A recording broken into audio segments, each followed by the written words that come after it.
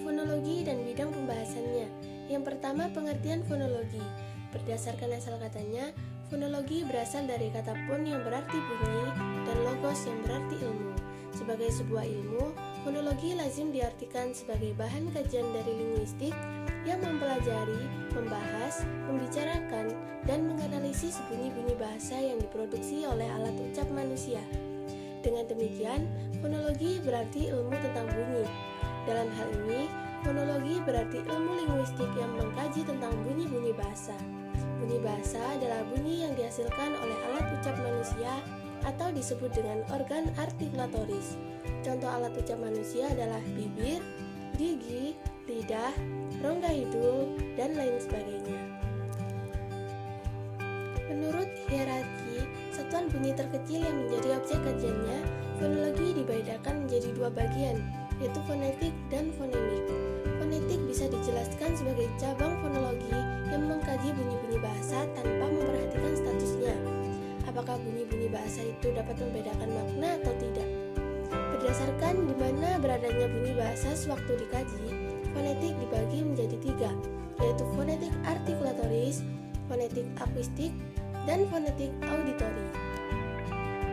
Fonemik adalah cabang kajian fonologi yang mengkaji bunyi-bunyi bahasa dengan memperhatikan fungsinya sebagai pembeda makna. Yang kedua, pengertian fonologi menurut para ahli. Yang pertama, Robbins tahun 1992, yaitu fonologi adalah bagian dari linguistik yang mempelajari pola dan organisasi bahasa dalam kaitannya dengan ciri-ciri dan kategori fonetis, sedangkan fonetik adalah bagian linguistik yang mempelajari alat ucap. Muhlis tahun 2008 mengemukakan hal yang hampir sama, yaitu fonologi dapat dilihat dari dua sudut pandang, yaitu fonetik dan fonemik. Fonetik memandang bunyi bahasa sebagai media bahasa semata, sedangkan fonemik memandang bunyi-bunyi bahasa sebagai sistem dari bahasa. Artinya, dalam fonemik, bunyi-bunyi bahasa merupakan unsur bahasa terkecil yang merupakan bagian dari struktur kata, yang sekaligus berfungsi sebagai pembeda makna. Di sini saya akan menjelaskan pada bidang cakupan kajian fonologi. Terdapat beberapa bidang cakupan dalam kajian fonologi, yaitu fonologi teoritis dan fonologi terapan atau praktis. Fonologi teoritis berarti fonologi yang bertujuan untuk mengkaji bunyi-bunyi bahasa guna kepentingan teoritis. Contoh dalam bidang tersebut adalah fonetik dan fonemik. Bagi seorang ahli fonetik, tujuan studinya adalah untuk menemukan kebenaran umum dan memformulasikan hukum-hukum tentang bunyi-bunyi dan pengucarannya dan pengenalan produksi bunyi-bunyi ujar tersebut. Di samping itu, secara teoritis, dalam kajian fonemik bertujuan untuk mendeskripsikan, mengklasifikasikan, dan menunjukkan fungsi hubungan antara satu bunyi dengan bunyi yang lain. Contoh hal tersebut adalah kajian untuk menemukan fonem-fonem bahasa daerah, terutama bahasa daerah yang tidak memiliki ragam tulis. Selanjutnya ada fonologi terapan atau praktis, yang berarti fonologi yang bertujuan untuk mengkaji bunyi-bunyi bahasa atau hubungan dengan faktor-faktor luar bahasa guna pemecahan masalah fonologis atau praktis yang ada di masyarakat. Contoh dalam kajian fonetik adalah pengkajian terhadap produksi bunyi bahasa berkaitan dengan bidang-bidang interdisipliner, misalnya pengajaran bahasa dan terapi bicara. Contohnya saja pada penutur bahasa daerah yang belajar bahasa Indonesia. Kecenderungan yang sering terjadi adalah fona F dalam bahasa Indonesia sering diucapkan P oleh penutur bahasa Melayu, Sunda, dan Jawa. Berikutnya adalah contoh fonologi terapan dalam bidang fonemik, yaitu perubahan pelambangan fonem dalam wujud grafem dalam bahasa Indonesia. Dari segi tulisan, dahulu kita menggunakan huruf O dan E, OE, untuk melambangkan fonem U. Sehingga jika kita ingin menuliskan kata untung, yang kita tuliskan adalah oen toeng. Selain fonologi teoritis dan terapan atau praktis, bidang cakupan fonologi juga terbagi dalam fonologi segmental dan fonologi suprasegmental. Fonologi segmental yaitu menganalisis ujaran yang dapat disegmenkan atau dibagi-bagi seperti fonem. Contoh kajian fonologi segmental adalah kajian-kajian fonologi yang memfokuskan pada fonem-fonem dan fona-fona yang dapat disegmenkan, misalnya struktur fonologi bahasa Indonesia dan sebagainya. Contoh hal tersebut adalah bunyi B yang dapat disegmenkan menjadi bunyi bilabial, bunyi konsonan, dan bunyi plosif. Selanjutnya ada fonologi suprasegmental yang mengkaji fonem-fonem dan fona yang tidak dapat disegmenkan seperti nada, tekanan, panjang bunyi, intonasi, dan lain-lain. Biasanya dalam kajian tersebut dibutuhkan alat atau program tertentu untuk menganalisis data ujarannya. B. Hubungan fonologi dengan cabang linguistik lainnya. Yang pertama ada bidang morfologi. Morfologi berhubungan dengan fonologi karena menjelaskan proses pembentukan kata hingga variasi yang muncul dalam pembentukan kata, seperti pada prefiks atau awalan menala pada kata baca, aku, dan lawan. Baca menjadi membaca, aku menjadi mengaku, dan lawan menjadi melawan. Yang kedua, hubungan fonologi dengan bidang sintaksis atau ilmu tentang kalimat. Kedudukan fonologi di sini berhubungan karena dapat membedakan makna kalimat dari segi jeda, tekanan, dan intonasi. Seperti pada kalimat pertama, ayah Budi garis miring di rumah sakit. Dan kalimat kedua, ayah garis miring di rumah sakit. Keduanya berbeda karena pada kalimat pertama menunjukkan yang ada di rumah sakit adalah ayah Budi, sedangkan pada kalimat kedua menunjukkan yang berada di rumah sakit adalah Budi. Yang ketiga, ada hubungan fonologi dengan bidang semantik. Kedudukan fonologi di sini dapat membedakan kapan sebuah variasi bunyi dapat digunakan, seperti pada contohnya kata tahu dan tahu.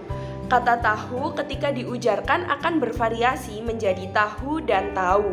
Dalam penggunaan variasi tersebut, makna yang muncul bisa jadi berbeda. Ketika kita mengujarkan tahu dalam kalimat, ia membeli tahu, dengan ia sudah tahu, maka maknanya akan berbeda. Kecenderungannya, kata tahu akan bervariasi menjadi tahu jika maknanya tahu. Sedangkan ketika maknanya jenis makanan dari kedelai, maka yang muncul tetap tahu. Keempat, hubungan fonologi dalam bidang leksikografi atau penyusunan kamus.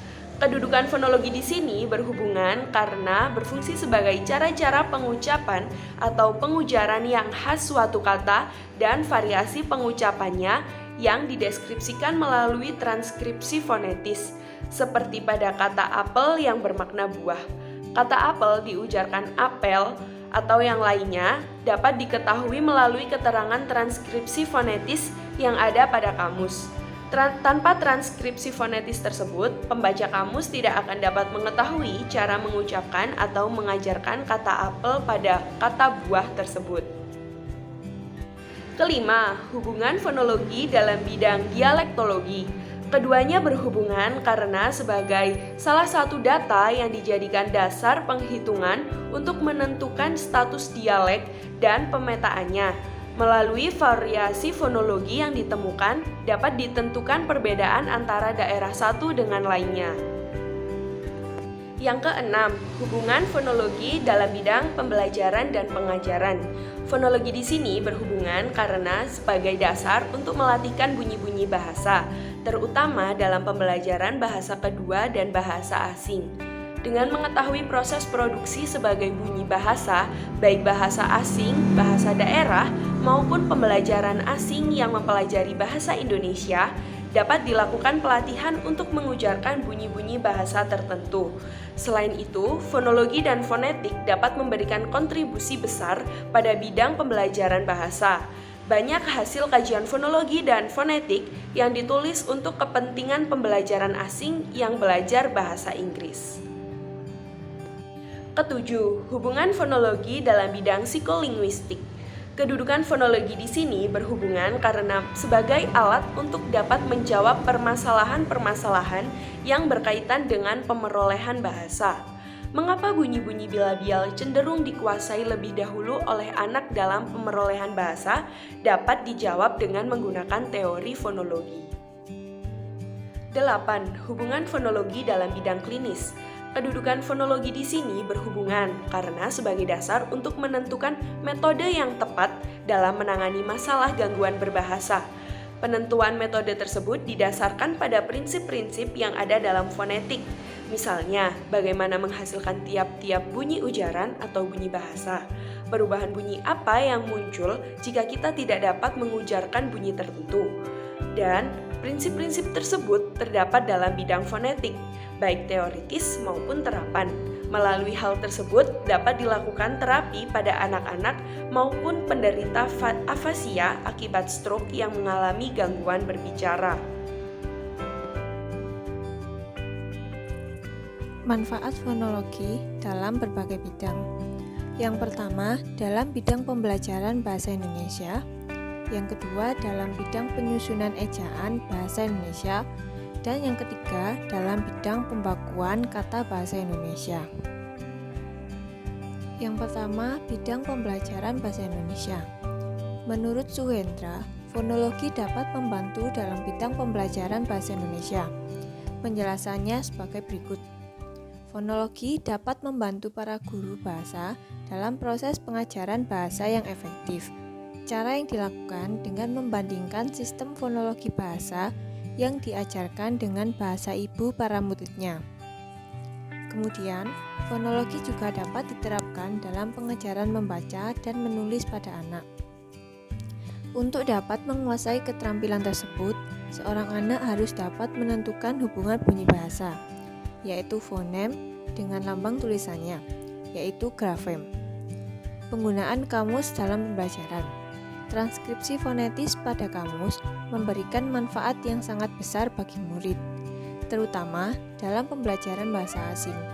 Murid dapat mengetahui cara mengujarkan kata-kata asing itu dengan benar karena adanya transkripsi fonetis. Yang kedua, bidang penyusunan ejaan bahasa Indonesia. Tata cara penulisan bunyi bahasa segmental maupun suprasegmental dapat memanfaatkan hasil kajian fonologi, terutama hasil kajian fonemik. Pada bahasa Indonesia, ejaan yang diterapkan selama ini dalam penulisan memanfaatkan hasil studi fonologi bahasa Indonesia, terutama yang berkaitan dengan perlambangan fonem. Sebab itulah, ejaan bahasa Indonesia dikenal sebagai ejaan fonemis. Yang ketiga, bidang pembakuan kata bahasa Indonesia. Kajian fonologis menjadi dasar dalam penentuan kata baku dan tidak baku. Dalam aturan penyerapan kosakata asing, terdapat aturan penyerapan berdasarkan tulisan dan penerapan berdasarkan bunyinya.